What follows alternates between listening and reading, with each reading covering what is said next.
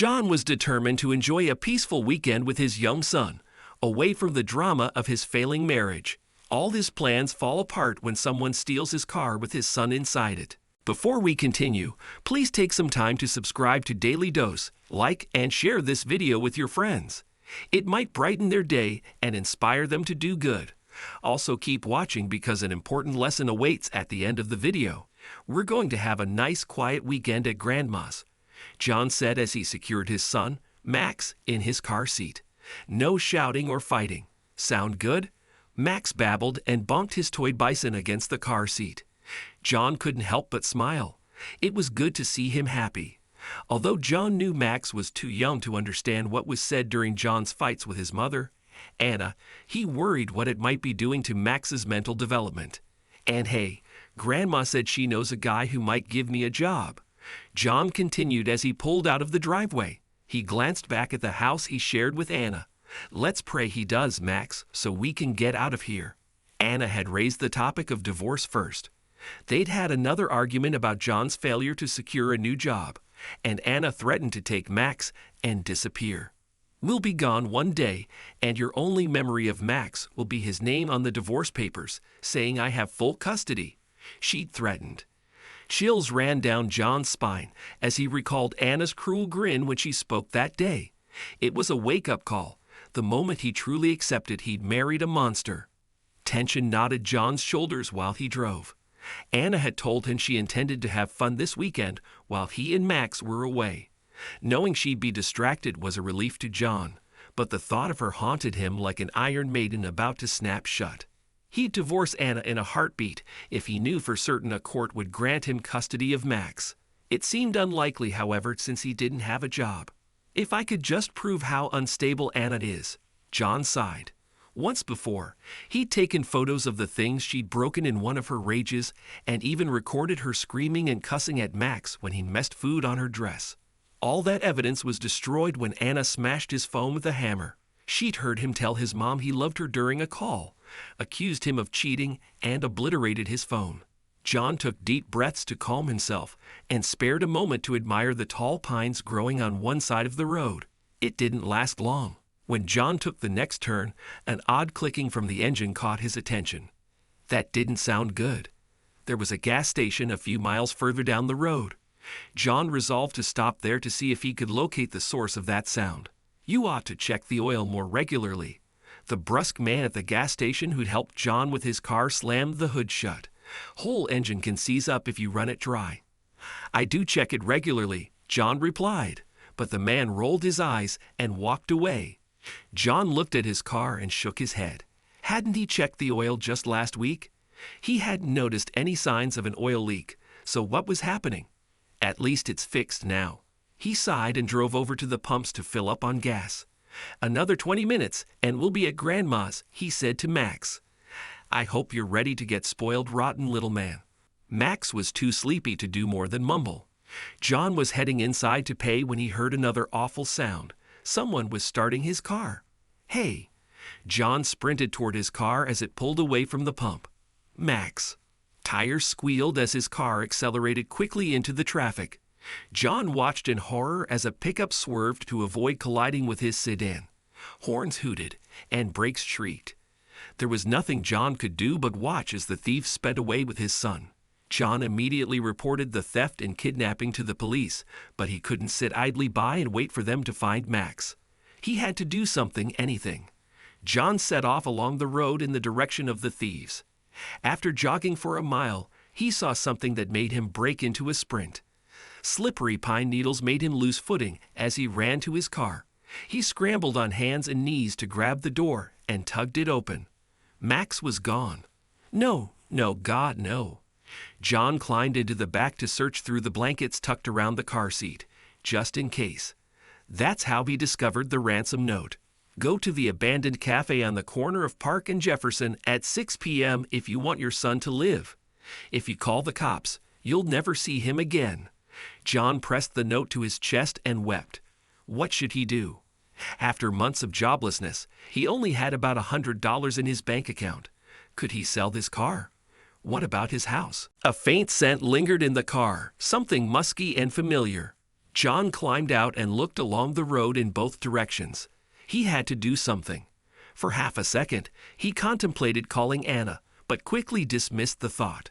Nothing she'd do would improve this situation, but somebody else might be able to help him. John climbed into the driver's seat and started the car. "So you want me to stay on the line while you talk to the kidnappers?" "I don't know about this, John." "Please, Mark. I can't call the cops." John spoke as he drove toward the abandoned cafe. He'd called his friend, Mark, to help him because he knew he was level-headed and reliable. "But if things go bad, you can." "Okay, man," Mark sighed.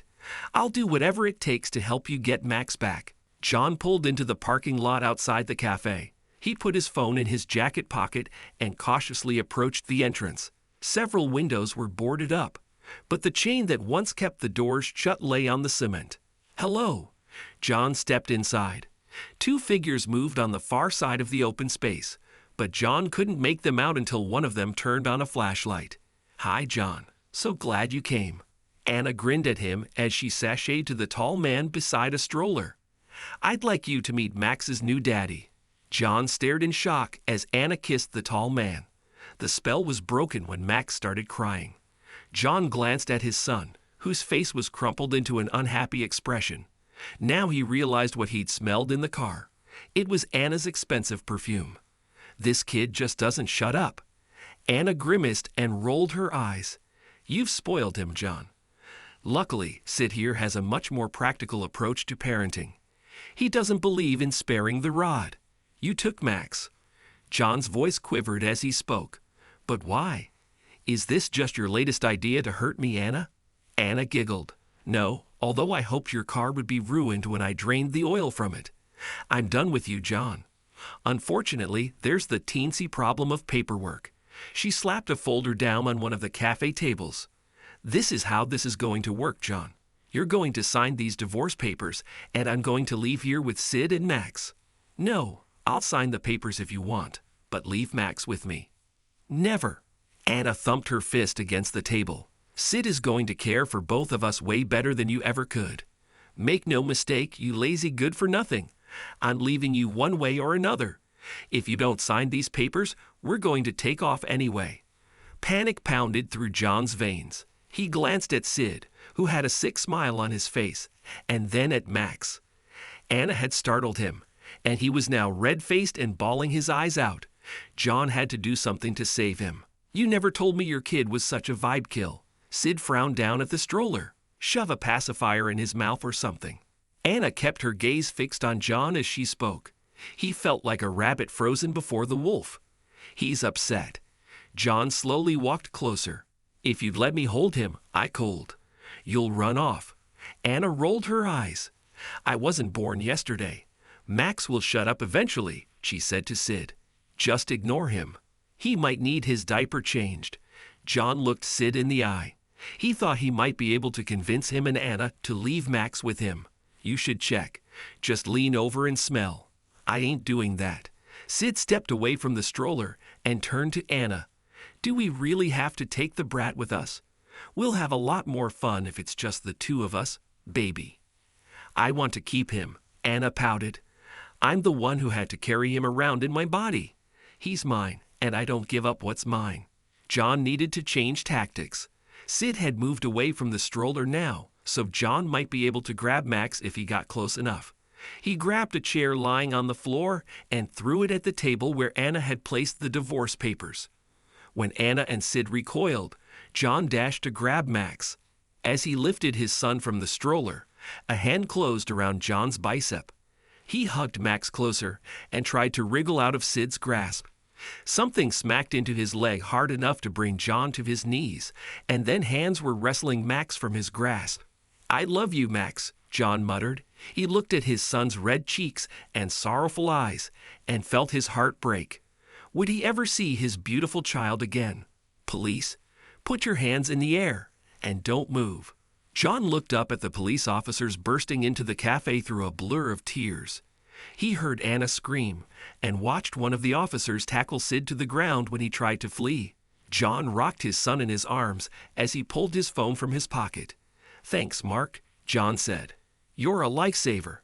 Just glad they got there in time, bro, Mark replied. Anna and Sid were arrested for kidnapping. Additional charges were added later when it turned out that Sid was involved in some suspicious activities. Even though he knew Anna was behind bars, John couldn't bear the thought of returning to the house he shared with her. He sold the house and temporarily moved back in with his mother. She was very happy to have him and Max in her home, especially when she found out what he endured on his way to visit her. "Just focus on putting it behind you now," she said one day. "My friend Theodore will be here tomorrow. He wants to retire and desperately needs to hire someone to manage his business. He's eager to meet you, John." John just nodded. He was feeding Max some applesauce and honestly was too traumatized by everything that happened with Anna to think about work. Part of him wanted to build a cabin in the woods and disappear forever with Max. Nonetheless, he met with Theodore and discussed his previous job as a restaurant manager. The man was impressed by John's skills and offered him the job.